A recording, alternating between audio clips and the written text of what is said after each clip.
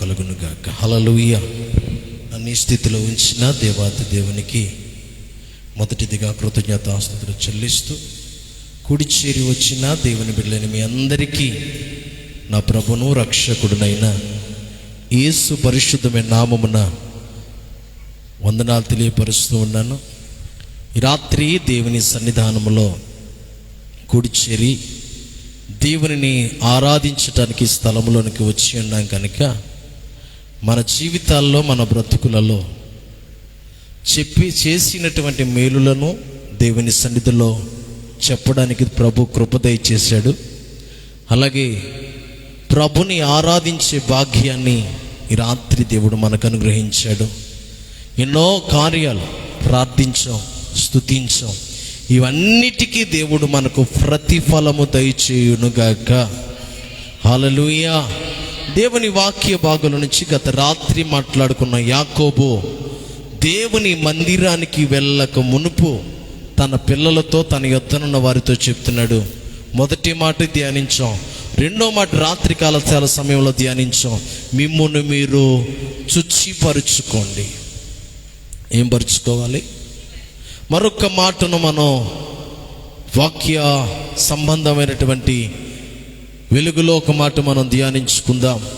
చూడండి, యెహోషువ గ్రంథం 3వ అధ్యాయము, యెహోషువ గ్రంథం 3వ అధ్యాయము 5వ వచనాన్ని మనం చదువుకుందాం. మరియు యెహోషువ, రేపు యెహోవా మీ మధ్య అద్భుత కార్యములు చేయును గనుక మిమ్మును మీరు పరిశుద్ధ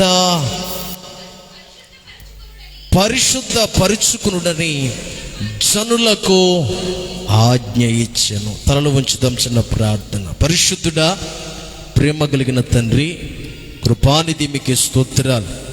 చదవబడిన వాక్య భాగాన్ని కూడి ఉన్న మా అందరి కొరకు దీవించండి.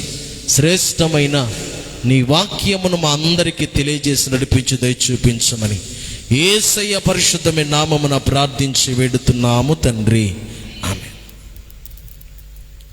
ఇక నా వైపు చూస్తూ దేవుని వాక్యాన్ని ఆలకించుతాం.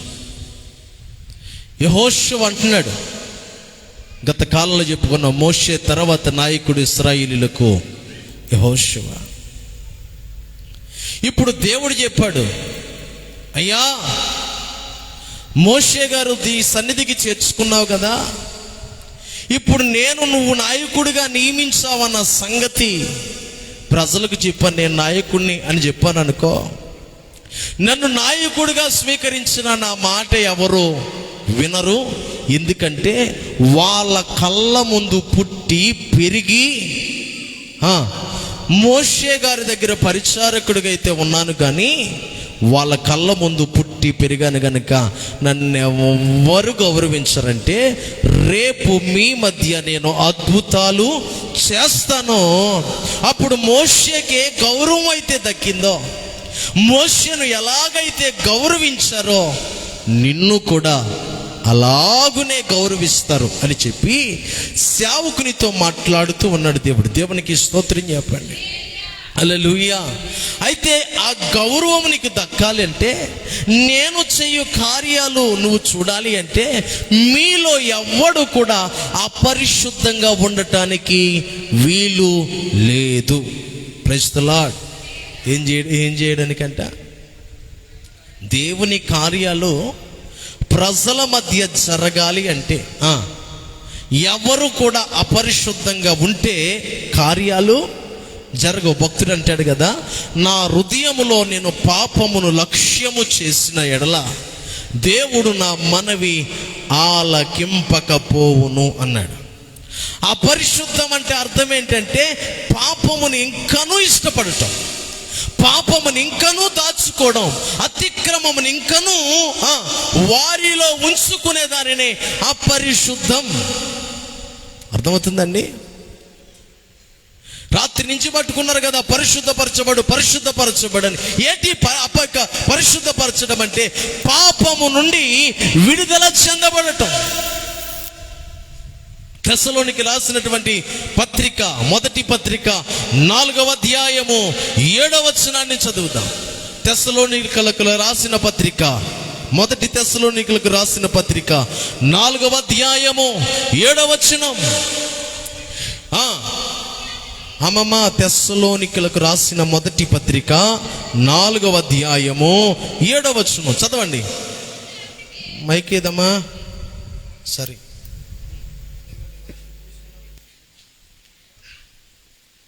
దేవునికి స్తోత్రం కలుగును గాక.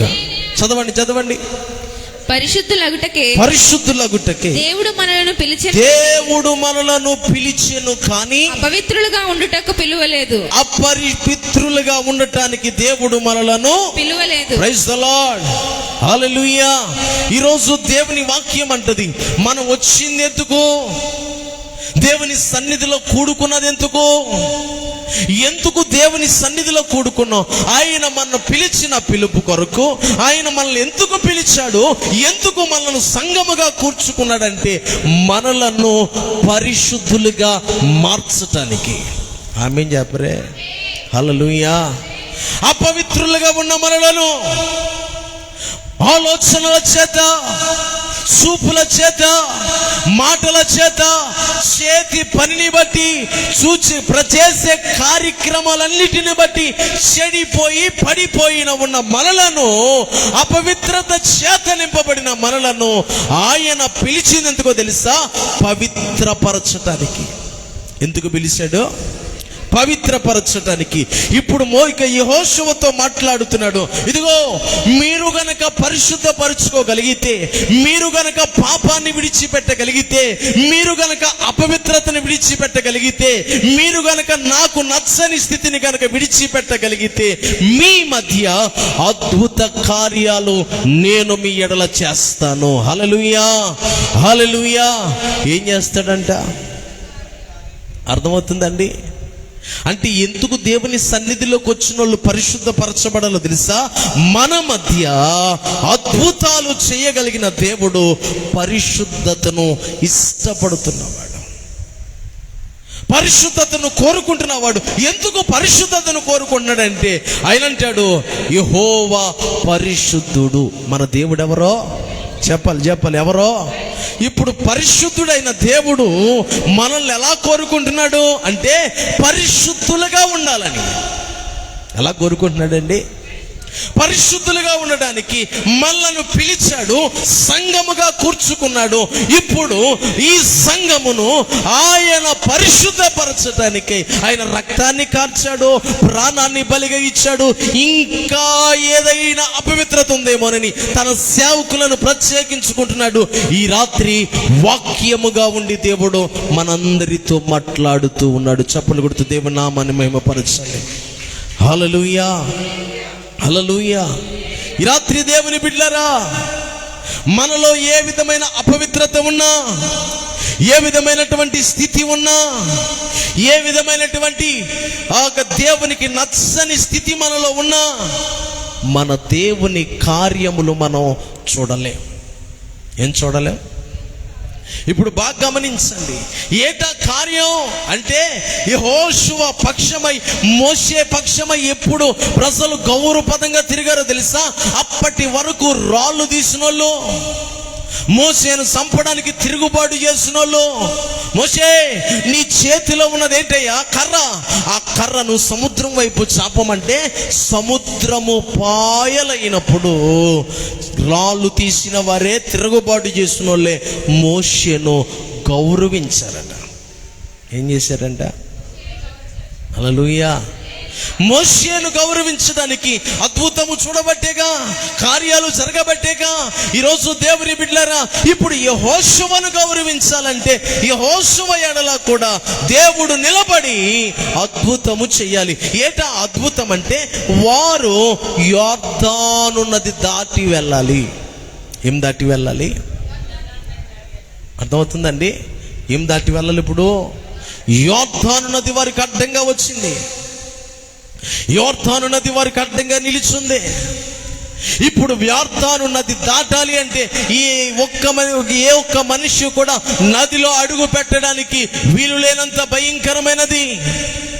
యొర్దాను అనగా దిగువ కలిగినటువంటి ప్రాంతం, యొర్దాను అనగా లోతైనటువంటి ప్రాంతం, యొర్దాను అనగా పల్లపు ప్రదేశం. పల్లపు ప్రదేశానికి ఏమొస్తాయి చెప్పాలి? అసలే నదులు పారుతున్నాయి, జీవనదులు పారుతున్నటువంటి స్థలం. నైలు నది, యూఫ్రటీసు నది, చాలా నదులన్నీ కలిపి ఈ 4 నదుల యొక్క కలయికే యొర్దాను. ఎన్ని నదులు కలుస్తాయి? 4 నదులు.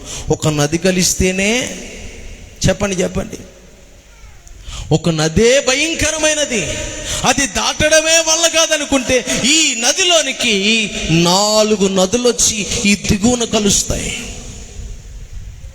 ఈ దిగువన కలాలి అంటే ఎంత గజేతగాడైనా దీనిలో గీతను ఈదడం కష్టం. అలాగని ఈ ప్రజలకు ఎప్పటికప్పుడు యువత నేర్చుకుని బయటికి వెళ్ళాలంటే సామాన్లు ఎలా బయటికి వెళ్తాయి? అర్థమవుతుందండి? ఏమి వెనక పిల్లలు ఎలా తీసుకెళ్తారు? వారి ప్రాణాలు వారు కాపాడుకోవడమే గొప్ప అనుకుంటే ఈ పిల్లల్ని తీసుకుని ఎలాగెళ్తారు? వీరి జీవితంలో ఏ విధమైనటువంటి కార్యము జరగాలన్నా దేవుని అద్భుతం ఆ ప్రాంతంలో చూడాలి. దేవుని అద్భుతం చేయాలి అంటే ఎర్ర సముద్రముని ఎలాగ పాయల చేశాడో ఇప్పుడు యొర్దానును కూడా అట్టి రీతిగానే పాయలు చేయాలి. అర్థమవుతుందండి? యొర్దానును పాయలు, ఇక ఎర్ర సముద్రమును పాయలు చేసినప్పుడు నాయకుడు మోషే. ఇప్పుడు యొర్దానును పాయలు చేయాలి అంటే నాయకుడు ఎవరో? అంటే మోషేకుంది ఏ అనుభవం? సముద్రం మీద కరజాపి అయ్యా ఈ సముద్రమును పాయలు చేయమని అడిగితే దేవుడు పాయలు చేశాడు. ఇప్పుడు మోషేకు అనుభవం లేదుగా. చాలామంది అనుకుంటారు కదండి, ఈ కుర్రోడికి అంత అనుభవం లేదు, ఈ కుర్రోడు కదా, ఆ కుర్రోడు కాబట్టి స్పీడ్గా చెప్తాడు తప్ప అంత అనుభవం లేదు, అంత విధమైనటువంటి పరిస్థితి లేదు. కనుక కుర్రోడు మాట వినడం కంటే పెద్దోడు మాట వినటం మీలని వెళ్ళిపోతారు. ఇప్పుడు దేవుని సన్నిధిలో ఇప్పుడు దేవుడే మాట్లాడుతున్నాడు. రే బాబు, నీ మధ్య ఎందుకు భయపడుతున్నావు? అయ్యా ముందు యొర్దాను ఉంది బాబు, ముందు యొర్దాను ఉంది. ఈ యొర్దాను దాటి వెళ్ళాలి అంటే నా బలము సరిపోదు, నా శక్తి సరిపోదు. కనుక నేను మీ ఎడల కార్యం చేయాలంటే ఒక కండిషన్ పెడుతున్నాడు దేవుడు, మిమ్మును మీరు పరిశుద్ధ పరుచుకోండి. హల్లెలూయా. ఏం చేయాలంట? అర్థమవుతుందండి?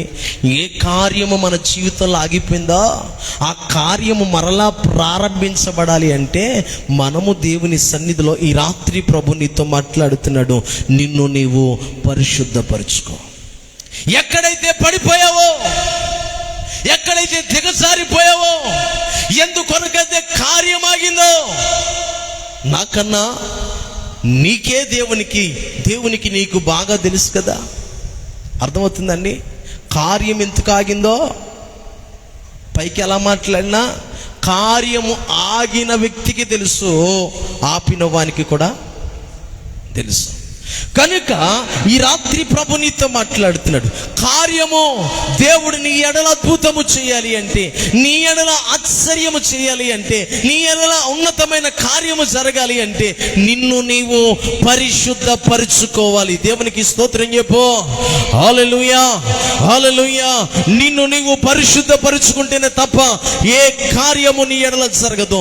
నిన్ను నీవు దేవునికి కనుపరుచుకుంటేనే తప్ప ఏ అద్భుతము నువ్వు చూడలేవు. నువ్వు దేవుని సన్నిధిలో కనబడితేనే తప్ప ఏ ఉన్నతమైన కార్యాలు చూడలేవు. గల కారణం ఏంటి అంటే నిన్ను నీవు పరిశుద్ధపరుచుకోగలిగితే, బాగా గమనించండి, నిన్ను నీవు పరిశుద్ధపరుచుకోగలిగితే నీ ముందు యొర్దాను ఉన్నా, ఎర్ర సముద్రం ఉన్నా, నీ ముందు ఎరుకో ప్రాకారమే ఉన్నా, ఏది ఉన్నా నీ ముందు పయలవైపోవలసిందే, ఏది ఉన్నా నీ ముందు కోలద్రోయబడవలసిందే. గల కారణం ఏంటి చెప్పనా? నీ అడుగు పెడుతున్న ప్రతి స్థలము ఆశీర్వాదకరంగా మారాలి అంటే నీవు దేవుని సన్నిధిలో పరిశుద్ధపరుచుకోవాలి. హల్లెలూయా. మనుషుల ఎదుట కాదు, మనుషులు నువ్వెంత భక్తి చేసినా నిందిస్తారు. నీవెంత దేవుని సన్నిధిలో ప్రాధేయపడినా ఈడు భక్తుడైపోయాడా, ఈడు ప్రార్థన పరుడైపోయాడా, ఇటు ఆక్కోకుండా దేవుని మందిరానికి వెళ్ళిపోతుందంటే ఏంటి? ఆదివారం మానట్లేదంట, శనివారం మానట్లేదంట, శుక్రవారం మానట్లేదంట, ఉపవాసాల మీద ఉపవాసాలు చేస్తుందంట, జాగారం మీద జాగారాలు చేస్తుందంట. ఎంతకాలమో చూద్దాంలే, ఎంతకాలమో చూద్దాంలే. నువ్వు సీనియర్ విశ్వాసి అయితే నువ్వేం చేయాలి? అమ్మా, నీవు చేసే పని మంచిది అనాలి. బోయాజు రుతుతో అంటున్నాడు, అమ్మాయి నీ మునుపటి సత్ప్రవర్తన కంటే వెనుకటి సత్ప్రవర్తన మరీ ఎక్కువైనది అన్నాడు ఆయన. ఆమెను ప్రోత్సహించాడా, లేకపోతే కాలెట్కి వెనక్కి లాగేశాడా? అర్థమవుతుందండి. క్రొత్తగా మారినోడు ఎవడైనా దేవుని మందిరానికి రాకపోవడానికి మెయిన్ కారణం ఏంటి చెప్పనా? సీనియర్ విశ్వాసి కారణం. ఈ సీనియర్ విశ్వాసి ప్రార్థన విడిచిపెట్టేసింది, ఆ పరిశుద్ధత పోగొట్టేసుకుంది. ఇది పోగొట్టుకోవడమే కాక క్రొత్తగా వచ్చే వాళ్ళు చెరగొట్టేస్తాం. ఇదే పని అండి, ఇదే పని. దేవుని కోరుకుంటున్న పరిశుద్ధత నీలో లేకపోగా పరిశుద్ధపరచబడుతున్న వారిని సైతం వెనక్కి లాగుతున్నావు. ఇదిగో ఆ పాటర్ గారు అలాగంటారు, కానీ వాళ్ళకి పని పోట ఏముంది? పని ఆ పోట ఏముంది? దేనికి ఎట్టిది దానికి ఎట్టాలి, దేనికి ఎట్టిది దయ్యానికి ఎట్టి దయ్యానికి, దేవునికి ఎట్టి దేవునికి పెట్టాలి. దాని ఇంకా చూడొద్దు. ఇంకా దేవునికి స్తోత్ర, హల్లెలూయా. దేవుని బిడ్డలారా, ఈ రాత్రి దేవుని సన్నిధికి వచ్చిన మన జీవితాల్లో, మన బ్రతుకుల్లో దేనికెట్టిది దానికెట్టిలాగా మిగిలిపోయే క్రైస్తవుడువా, లేక దేవుని కార్యాలు చూడగలిగినంత పరిశుద్ధత నీలో కలగజేసుకోవడానికి ఇష్టపడుతున్న క్రైస్తవుడు ఈ రాత్రి? నీ భక్తి సీనియారిటీ ఎంత అని దేవుడు అడగట్లా. నీవెంతకాలం నుంచి దేవుని దగ్గరికి వస్తున్నావు అని అనగట్లా. మోషే ఎడల సముద్రమును పాయలు చేసిన దేవుడు ఇదిగో నూతనంగా వచ్చిన యెహోషువ ఎడల కూడా మాట్లాడుతున్నాడు. మోషే ఏ అద్భుతాలు మోషే ఎదుట నేను చేశానో నీ ఎడల కూడా అట్టి అద్భుతాలు చేస్తాను. హల్లెలూయా, హల్లెలూయా. ఇదిగో దేవుని సన్నిధిలో ఇదిగో సేవకుడు సీనియరా, విశ్వాసి సీనియరా, సీనియర్ ప్రార్థనే దేవుడు ఆలకిస్తాను అన్నట్లా మోషే ఎడల ఉన్న దేవుడే యెహోషువ ఎడల నిలబడుతూ ఉన్నాడు. మోషే పక్షమున నిలిచిన వాడే యెహోషువ పక్షాన నిలిచి ఉన్నాడు. కనుక మీ నాయకులు మారినా, మనుషులు మారినా, దేవుడు మారని వాడు, మార్పు లేనివాడు. హల్లెలూయా, హల్లెలూయా, హల్లెలూయా. చూస్తే సమయం పరిగెడుతూ ఉంది. దేవుని బిడ్డలారా, ఈ రాత్రి దేవుని సన్నిధికి వచ్చిన మనం, ఈ రాత్రి దేవుని సముఖానికి వచ్చిన మనం, ఆయన కోరుకుంటుంది నీలో ఏంటో తెలుసా? పరిశుద్ధత. నాలో కోరుకునేది ఏంటో తెలుసా? పరిశుద్ధత. నీవు మొదలుకొని ప్రతి ఇశ్రాయేలీయుడు కూడా, ప్రతి క్రైస్తవుడు కూడా తమ్మును తాము పరిశుద్ధ పరుచుకోవాలి. అంటే ఏముంది దీంట్లో? పరిశుద్ధ పరుచుకోమన్నాడంటే ఏమున్నట్టు వారిలో చెప్పరేలా? దీనికి కూడా పెద్ద ప్రశ్న ఇది. చెప్పండి. అపవిత్రత ఉన్నట్టుగా, దేవునికి నచ్చని స్థితి ఉన్నట్టుగా ఈ రాత్రి దేవుని సన్నిధికి వచ్చిన నీతో నాతో మాట్లాడుతున్న మాట, ఇదిగో నీలో నాలో ఏదైనా ఒక ప్రవర్తన వలన కానీ, మాట వలన కానీ, చూపు వలన కానీ దేవుని కార్యము ఆపబడుతుందేమో ఒకసారి నిన్ను నీవు పరీక్షించుకుని, నిన్ను నీవు దేవుని సన్నిధిలో కనుపరుచుకుని, అయ్యా ఇంతవరకు ఈ కార్యం ఆగిపోవడానికి నేనే కారణం, ఇంతవరకు ఈ కార్యము ప్రారంభింపబడకపోవడానికి కూడా నేనే కారణం. కనుక ఈ కార్యము ప్రారంభించునైనా అని దేవుని సన్నిధిలో అడుగుతూ, నీవేదైనా దేవునికి నచ్చని స్థితి దేవుని ఎదుట కనపడితే, ప్రభు ఎదుట యథార్థంగా ఒప్పుకోగలిగితే. గత రాత్రి చదువుకున్నాం, మా దేవుని సన్నిధి, ఆ దేవుని దృష్టికి మేము పాపాత్ములమని ఒప్పుకున్నారు. 11వ వచనం దగ్గరికి వచ్చేటప్పటికేమో ఫిలిష్తీయులను తరిమారట. 12వ అధ్యాయం దగ్గరికి వచ్చేటప్పటికి దేవుడు వారికి సహాయము చేశాడు అని రాసుకున్నారు. దేవుని వాక్యం ధ్యానించుకున్నాం రాత్రి. ఈ రాత్రి దేవుని బిడ్డలారా, ఎందుకు దేవుడు నిన్ను శుచిపరచుకోమన్నాడు, ఎందుకు నిన్ను పరిశుద్ధపరచుకోమన్నాడు అంటే, ఇదిగో ఎఫెసీయులకు రాసిన పత్రిక 5వ అధ్యాయము 26వ వచనంలో మనం చూస్తే ఒక మాట రాయబడుతుంటే, సంఘము దేవుని ఎదుట ఎలాగ ఉండాలో కోరుకున్నాడు ఆయన. చూడండి, 26వ వచనం అన్నాను, అది కలంకమైనను ముడత అయినను అట్టిది మరి ఏదైనను లేక పరిశుద్ధమైనదిగాను నిర్దోషమైనదిగాను మహిమ కలిగిన సంఘం. Praise the Lord. సంఘాన్ని ఎలా కోరుకుంటున్నాడు ఆయన? దాంట్లో ఏమనకూడదంట, కలంకము కానీ ముడతయిన కానీ అట్టిది మరి ఏది సంఘములో ఉండకోకుండా పరిశుద్ధమైనది. మొదటిది ఏం సంఘము ఏం కావాలంట? పరిశుద్ధమైన సంఘముగాను. 2, ఏ దోషము లేని నిర్దోషమైన సంఘముగాను, మహిమ కలిగిన సంఘముగాను. అదుగో సంఘాన్ని తన ఎదుట నిలవబెట్టాలట. ఎలా నిలబెట్టాలో తెలుసా? దోషిగా కాదు, పాపముతో కాదు, కలంకముతో ఉన్నదానిగా కాదు, ముడత మచ్చలు ఉన్నదానిగా కాదు. ఇదిగో పరిశుద్ధమైనదిగా, నిర్దోషమైనదిగా, కలంకము లేనిదానిగా ఆయన ఎదుట మహిమ కలిగిన సంఘముగా నిలబెట్టుకోవాలని ఆశపడుతున్నాడు ఆయన. ఇప్పుడు బాగా గమనించాలి, ఆయనను తీసుకువెళ్ళడానికి సిద్ధపడిన వాడు ఇప్పుడు సంఘానికి దేవుని ఎదుట నిలబడాలి అంటే సంఘానికి ఏం కావాలి? పరిశుద్ధత కావాలి. ఇదిగో దేవుని కార్యాలు చూడాలి అంటే సంఘానికి ఏం కావాలి? పరిశుద్ధత కావాలి. దేవుని అద్భుతాలు మన మధ్య జరగాలి అంటే సంఘానికి ఏం కావాలి? పరిశుద్ధత కావాలి. స్వస్థత కావాలి అంటే సంఘానికి ఏం కావాలి? పరిశుద్ధత కావాలి. దేవుని దర్శనం కావాలి అంటే సంఘానికి ఏం కావాలి? పరిశుద్ధత కావాలి.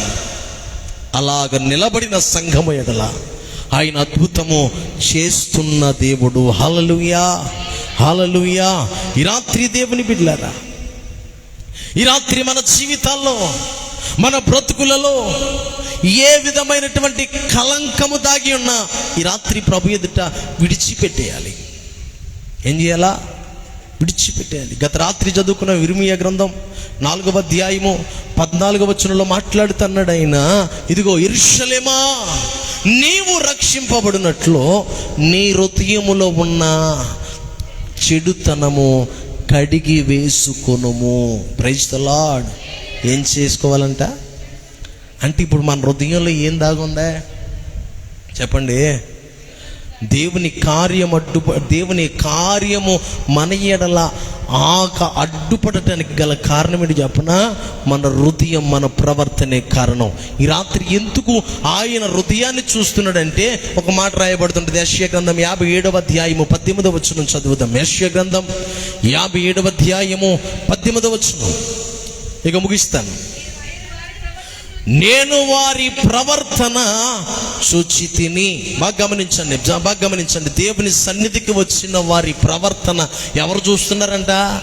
నీ రంగు కానీ, నీ ఎత్తు కానీ, నువ్వు ఎంత అందంగా ఉన్నావో, నువ్వు ఏ డ్రెస్ వేసుకొచ్చావో, ఏ నగలు పెట్టుకున్నావో, ఏ వజ్రం పెట్టుకున్నావో, ఏ డైమండ్ పెట్టుకున్నావో, ఈయన అవేమీ చూడట్లేదంట. మరి ఏం చూస్తున్నాడంట? ఆయనే చెప్తున్నాడు, వారి ప్రవర్తన చూచి తిని. ఏం చూశాడు? వినాలి. ఈ రాత్రి దేవుని బిడ్డలారా, నీ ప్రవర్తన చూచు వాడి సన్నిధికి వచ్చావు. నీ ప్రవర్తన కనిపెట్టి వాని సన్నిధికి వచ్చో. అందుకే భక్తుడైనటువంటి ప్రసంగి అంటాడు, నీవు దేవుని సన్నిధికి వెళ్ళినప్పుడు నీ ప్రవర్తన అంతయు జాగ్రత్తగా చూసుకున్నాము అన్నాడు ఆయన. ఎలా చూసుకోవాలంట? ఎందుకు ప్రవర్తనే చూసుకోమన్నాడు? ఇక్కడ అన్నాడు, నేను వారి ప్రవర్తన చూచి. అంటే చూచేవాడు ఉన్నాడు కాబట్టి ప్రవర్తన. ఇప్పుడు యాకోబు తన పిల్లలతో అంటున్న మాట ఏంటి చెప్పనా? ఇదిగో ఒరే నాన్న, మిమ్మల్ని మీరు శుచిపరచుకోండి. ఎవ్వడు కూడా కలంకముతో కానీ, ముడతతో కానీ, అపవిత్రతతో కానీ, ఏ విధమైనటువంటి కుళ్ళుతో కానీ, కల్మషంతో కానీ, ఎదుటి వేడి మీద బాగుపడితే ఏడుపుతో కానీ ఉండకూడదురా. ఇదిగో దేవుని మందిరానికి వెళుతున్నాం, అక్కడ ఉండే దేవుడు ఎవరో తెలుసా? ప్రవర్తన చూచే దేవుడు. చప్పలు కొడుతూ దేవుని నామాన్ని మహిమపరుచుదాం. హల్లెలూయా, హల్లెలూయా. ఏం చూసేవాడండి ఆయన? మరి నువ్వు నేను ఎలాగుంటే ఆయన చూస్తాడంటావా? ఎలా పడితే అలా ఉంటే చూస్తాడంటావా? నీ ఆలోచన చూస్తాడంటావా? నీ క్రియలు ఆయనకి తెలుసంటావా? తెలీదా? తెలుసు. ఈరోజు దేవుని బిడ్డలారా, ఆయన సన్నిధికి వస్తున్న మన జీవితాల్లో, మన బ్రతుకులలో ప్రవర్తన చూచు దేవుని మందిరానికి వచ్చాం కనుక మనలో ఉన్న ప్రతి కల్మసము దేవుని ఎదుట కనబడకుండానట్లు, దేవుడు చూచు దేవునికి ఏ దురాలోచన కనరాకుండానట్లు భక్తుడు మాట్లాడుతున్నాడు. రాత్రి వేళ నువ్వు నన్ను పరీక్షించినప్పుడు, నన్ను పరిశోధించినప్పుడు నీకు ఏ దురాలోచన కానరాలేదు అంటాడు భక్తుడైన ఈ దావీదు గారు మాట్లాడుతున్నాడు. రాత్రి వేళ నువ్వు నన్ను దర్శించావు. ఎప్పుడు? చీకటి కలిగిన సమయంలో, పాపము సంచరిస్తున్నటువంటి సమయంలో, పాపము జరుగుతున్నటువంటి కాలపు ఆలోచనలో నేను ఆలోచిస్తూ ఉన్నప్పుడు, అయ్యా నీవు నన్ను దర్శించావు, పరిశోధించి తెలుసుకున్నాడంట. ఆయన దృష్టికి ఏ దురాలోచన కానరాలా. ఇంకా రాలా? ఏ దురాలోచన కనిపించలా. ఈరోజు దేవుని బిడ్డలారా, ఇప్పుడు వాక్యం అంటుంది, యెషయా గ్రంథంలో మాట్లాడుతున్నాడు 57:18, ఇదిగో వారి ప్రవర్తనను నేను చూచి తిని. అదిగో ప్రవర్తనను బట్ట స్వస్థత. ప్రార్థనకు వస్తే స్వస్థత. అర్థమవుతుందండి? ప్రార్థనకి ఎన్నిసార్లు నువ్వు వచ్చి వెళ్ళిపోయినా అర్థమవుతుందా? సేవకుడి దగ్గర అటెండెన్స్ చేసుకుంటే సరిపోద్ది. సేవకుని దగ్గరికి వచ్చాం బాబు, కనపడ్డాం బాబు అని సరిపోద్ది. కానీ మరి స్వస్థత ఎక్కడి నుంచి రావాలి అంటే ప్రవర్తన చూచు దేవుడు మాట్లాడుతున్నాడు రాత్రి. నీ ప్రవర్తనను చూచి తిని వారిని స్వస్థపరుస్తాను. ఏం చేస్తాడంట? అది నీ ప్రవర్తన చూచినవాడు నిన్ను స్వస్థపరుస్తాడు. నీ ప్రవర్తన చూచినవాడు నీలో ఉన్నతమైన కార్యాలు చేస్తాడు. నీ ప్రవర్తన చూచినవాడు, ఇదిగో పెంట కుప్పల మీద ఉన్నవాడిని, దీనులను పైకెత్తగలిగిన వాడు. ప్రవర్తన బాగుంటే, ప్రవర్తన బాగోపోతే అధికారంలో ఉన్న క్వాలిటీ కింద లాగెత్తాడు. ప్రవర్తన బాగోలేదనుకోండి, సౌలు ఏమైపోయాడు? అవండి, రాజు అయ్యేదాకా బాగానే ఉన్నాడు, సేవకుని మాట బాగానే అన్నాడు, అన్నీ చేశాడు. సింహాసనం మంది వెళ్ళిన తర్వాత అబద్ధం ఆడడం మొదలు పెట్టాడు. దేవుడు చెప్పిన పని చేయడం మానేస్తే వెంటనే లాగేసి నీకన్నా యోగ్యమైన వానికి నేను అప్పచెప్తున్నాను. Praise the lord. రాజులను సైతం కిందకి లాగేయడానికి కారణం ఏంటి చెప్పనా? ప్రవర్తన బాగోక. ఈ రాత్రి నీ ప్రవర్తన ఎలాగుంది? వాక్యం అంటుంది, నీ ప్రవర్తన చూచాను, స్వస్థపరుస్తాను. ఇంకా కిందగా చదివితే అక్కడ రాయబడినమాట, వారిని ఏం చేస్తాడంట? అదిగో నడిపిస్తాడంట. వారిలో దుఃఖించు వారిని. ఈ రాత్రి దేవుని బిడ్డలారా, నిన్ను నీవు పరిశుద్ధపరచుకోగలిగితే, నీవు దేవునికి కనుపరుచుకోగలిగితే, నీ పాపమును ఒప్పుకుని విడిచిపెట్టగలిగితే, నీ దోషమును ఒప్పుకుని విడిచిపెట్టగలిగితే, సుంకరంట దేవాలయమునకు వచ్చి ప్రార్థన చేస్తున్నాడు. ఏమని ప్రార్థన చేస్తున్నాడు? దేవాలయమునకు దూరమున నిలిచినవాడు రొమ్ము కొట్టుకుంటున్నాడు, అయ్యా పాపినైనా నన్ను. అది ఏం చేస్తే దేవుని మందిరంలోనికి రాకుండా దూరం నిలిచాడు. పరిసయ్యుడు మాత్రం దేవుని మందిరంలోకి వెళ్ళిపోయాడట.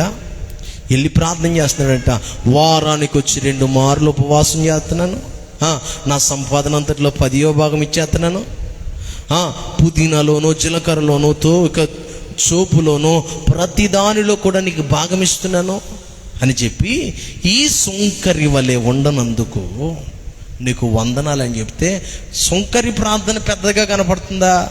పరిసయ్యుడు ప్రార్థన పెద్దగా కనపడుతుందా? ఇంటికి వెళ్ళిన తర్వాత చదువుకోండి, దగ్గర 4-5 లైన్లు ఉంటాయి పరిసయ్యుడు ప్రార్థన. సుంకరి ప్రార్థన ఒక లైన్లో కూడా చివరి దాకా ఉండదు. పాపినైనా నన్ను కరుణించు, చిన్న ప్రార్థన. వాక్యం అంటున్నమాట, అతనికంటే పరిసయ్యుడు ఇంతవరకు గంటల తరబడి ప్రార్థన చేశాడే, దశమ భాగం ఇత్తనాన్ని ప్రార్థన చేశాడే, ఇతని కంటే దేవాలయమునకు దూరాన నిలిచినవాడు, రొమ్ము కొట్టుకుంటున్నవాడు, పాపినని యథార్థంగా ఒప్పుకున్నవాడినట, ఇతడు నీతిమంతునిగా తీర్చబడి తన ఇంటికి వెళ్ళెను అని వాక్యం సెలవిస్తుంది. ఈ రాత్రి నేనంటాను, దేవుని ఎదుట మన పాపమును కప్పుకోవడం కాదు, మరి ఏం చేయాలి? ఒప్పుకొని విడిచిపెట్టాలి. చాలామంది ఒప్పుకుంటారు నేను పాపినని, కానీ ఏం చేయరు? అసలు విడిచిపెడితేగా. నేను పాపం చేస్తానన్నవాడు పాపం విడిచిపెట్టాలిగా, విడిచిపెట్టడం. మరి ఏం చేస్తాడు? పాపినని పైకి మాత్రం సౌలు కూడా మాట్లాడాడంట. ఎవరి దగ్గర? బలి అర్పిస్తూ ఉంటే, అయ్యా రాయ్యా అని చెప్పి, నేనును నా జనులను పాపము చేస్తామన్నాడు అని.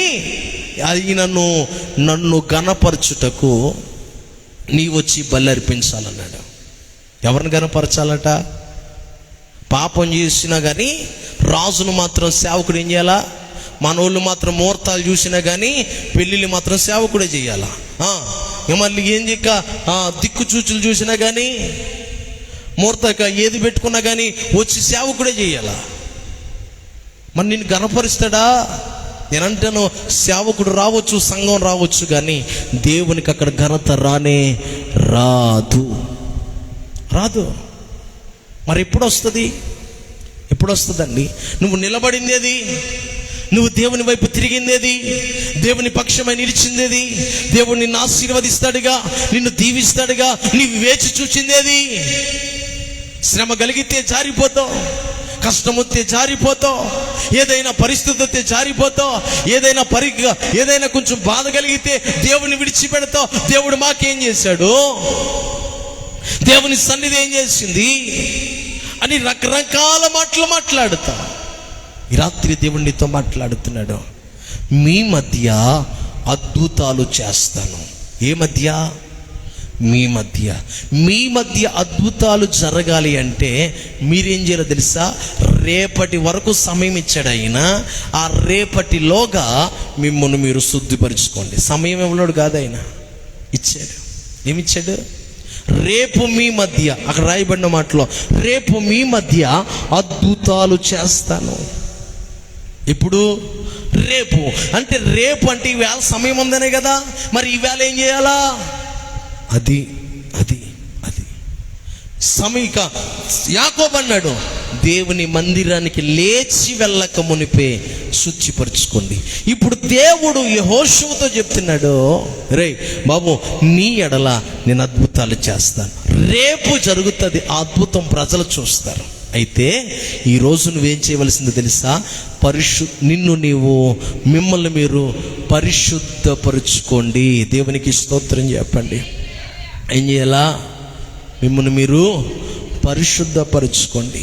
కనుక దేవుని ఎదుట ఎవరైతే పరిశుద్ధపరుచుకుంటారో, ఎవరైతే దేవునికి కనబడినట్లుగా వారి ప్రవర్తన మార్చుకోగలుగుతారో, వారి మాటను మార్చుకోగలుగుతారో, వారి చూపును మార్చుకోగలుగుతారో, వారి వ్యవహారాన్ని మార్చుకోగలుగుతారో, దానిని బట్టి దేవుడు ఆశీర్వదిస్తాడు, మేలుల చేత తృప్తిపరుస్తాడు, కార్యాలు ప్రారంభిస్తాడు.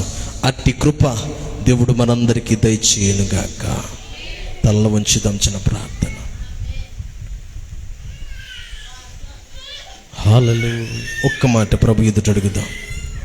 ఈ రాత్రి ఒక్క మాట అడుగుదాం. అయ్యా, నా జీవితంలో ఏ కార్యము జరగకుండా నేనే అడ్డుపడిపోతున్నానేమో, నా ప్రవర్తన నీ దృష్టికి అనుకూలంగా లేదేమో నాయన. ఈ రాత్రి నాయన నా వైపు చూడు నాయన, నా పక్షమై నిలబడండి నాయన. హల్లెలూయా. యేసయ్యా స్తోత్రమయ్యా, స్తోత్రమయ్యా, స్తోత్రమయ్యా. ఒక్క మాట ప్రభు ఎదుట అడుగుదాం. ప్రభు నీకు ఇచ్చిన అవకాశం.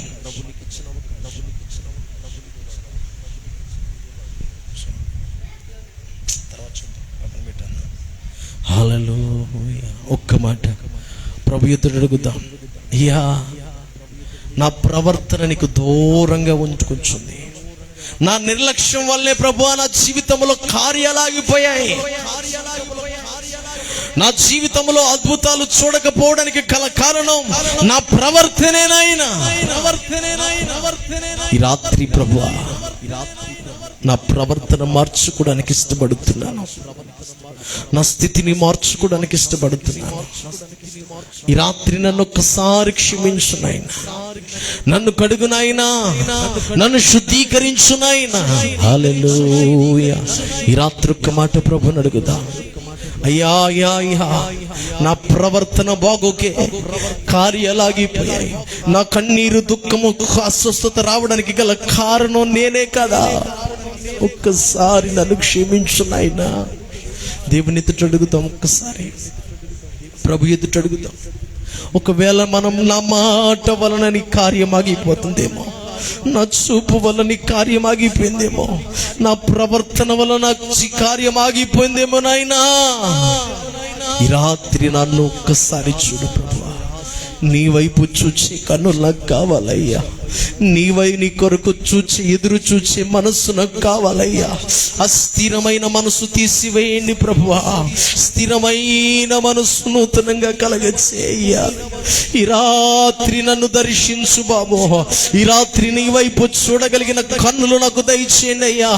ఈ రాత్రి నీ వైపు చూడగలిగినటువంటి నీ కొరకు నేను మొరపెట్టగలిగిన నోరు నాకు దయచేయండి అయ్యా. కృప చూపండి నాయన, ఆదరించండి ప్రభువా, బలపరచండి నాయన. ప్రతి ఒక్కరు ప్రార్థన పూర్వకంగా వేచి ఉందాం. హల్లెలూయా. ఎన్నెన్నో ఇక్కట్లు బ్రతుకులో వచ్చిన నిన్ను నేను విడువానయ్యా. ఎన్నెన్నో విక్కట్లు బ్రతుకులో వచ్చిన నిన్ను నేను విడువానయ్యా. ఈ మాట దేవుని సన్నిధిలో ఒక్క మాట ప్రభువా. ఎన్నో ఇక్కట్లు వచ్చాయి, ఎన్నెన్నో పరిస్థితులు వస్తున్నాయి. మంచివాడా, రక్తము చిందించి సాక్షిగా నందును నిశ్చయమే. మంచివాడా, మంచి చేయువాడా, ఆరాధనా ఆరాధనా. ప్రియుడని ప్రేమ పాదముల్ చేరితే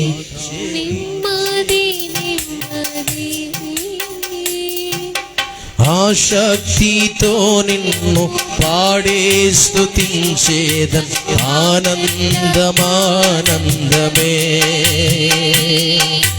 ఆ శక్తితో నిన్ను ఆనందమానందమే.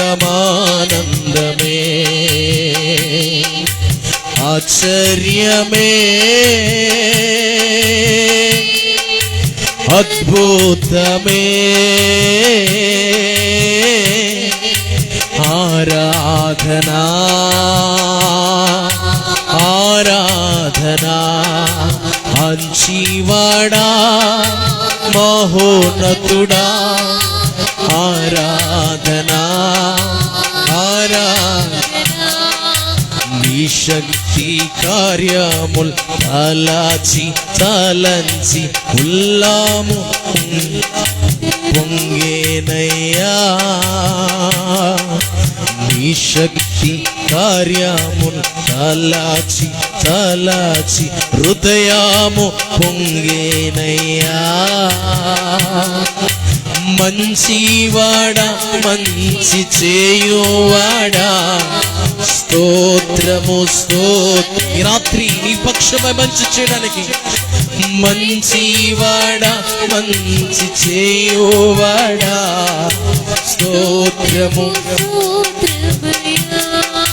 బలి అయిన గొర్రెగా పాపములన్నిటిని మోసి తీర్చితివే మాట బలి అయిన గొర్రెగా పాపముల్ మోసి తీర్చితివే పరిశుద్ధ రక్తము నా కొరకేనయ్యా నాకెంతో భాగ్యమయ్యా పరిశుద్ధ రక్తము నా కొరకేనయ్యా నాకెంతో భాగ్యమయ్యా యేసయ్యా పరిశుద్ధుడా పరమాత్ముడా ఆరాధనా ఆరాధనా రక్షకుడా యేసునాదా ఆరాధనా ఆరాధనా మంచివాడా మహోన్నతుడా ఆరాధనా ఆశ్చర్యమే అద్భుతమే ఆరాధనా యేసయ్యా ప్రియుడా నీ ప్రేమ పాదముల్ చేరితి నెమ్మది నెమ్మది యేసయ్యా ఆశక్తితో నిన్ను పాడి స్తుతించేద ఆనందమానందమే ఆశక్తితో నిన్ను పాడి స్తుతించేద హల్లెలూయా.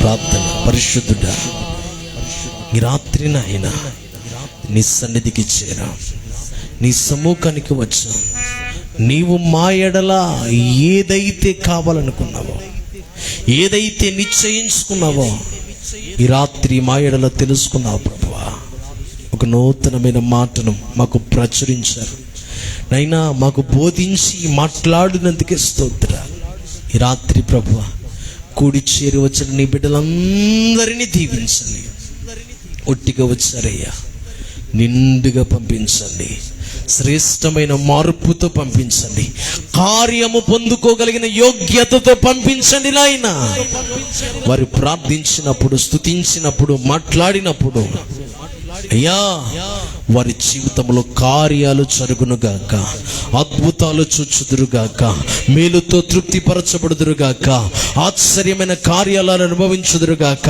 ప్రతి కన్నీరు నాట్యముగా మార్చబడునుగాక ప్రతి వ్యాధి కొట్టివేయబడునుగాక ప్రతి దుఃఖము సంతోషముగా మార్చబడునుగాక అట్టి కృపతో మీరు బలపరిచి నడిపించి నీ రాకడ ఆలస్యమైతే మరొక్క మారు మేమందరం కలుసుకుని కొన్ని విషయాలు ఇంకను మేము ధ్యానించుకునే భాగ్యాన్ని కృపను మా అందరికీ దయచేసి నడిపించమని యేసు పరిశుద్ధమైన నామమున ప్రార్థించి వేడుతున్నాము తండ్రి. ఆమేన్.